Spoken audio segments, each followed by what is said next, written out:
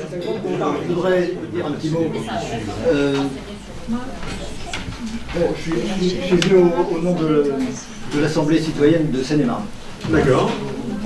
On s'est réunis notamment dimanche dernier, on était 25 à peu près ici. Et on a parlé de l'AVC.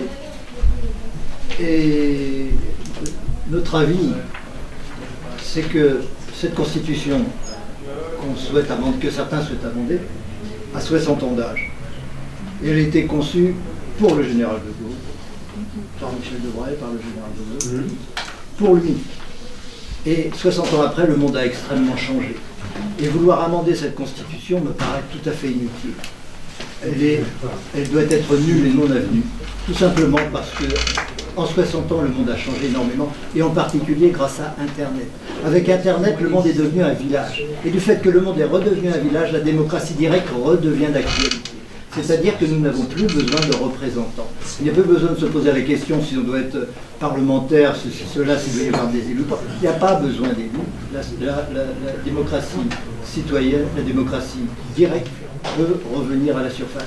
Et le référendum d'initiative citoyenne, dans cet esprit-là, c'est pas le problème de l'inscrire dans la Constitution vis-à-vis de tel ou tel article. C'est simplement de le faire. Et le faire avec Internet.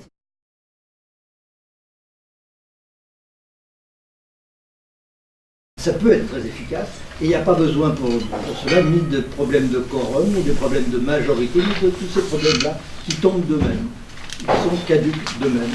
Et toutes ces questions-là sont en train d'être formalisées sur notre site de l'Institut des sciences politiques de l'avenir, qu'on a fondé en 2015. Et à partir de là, cette assemblée de Seine-et-Marne a décidé de montrer l'exemple et de n'attendre l'autorisation de personne pour lancer un référendum d'initiative citoyenne à questions multiples. C'est-à-dire qu'on considère que nous n'avons absolument pas à demander l'autorisation d'un gouvernement ou d'un président ou d'un parlement que nous estimons illégitime pour faire des référendums d'initiative citoyenne. Donc nous le lançons. Et nous invitons tous ceux qui veulent y participer à y participer. Et le problème du quorum ou le problème de la majorité ne se pose pas, puisque si ces référendums se font par Internet, tout le monde peut en lancer.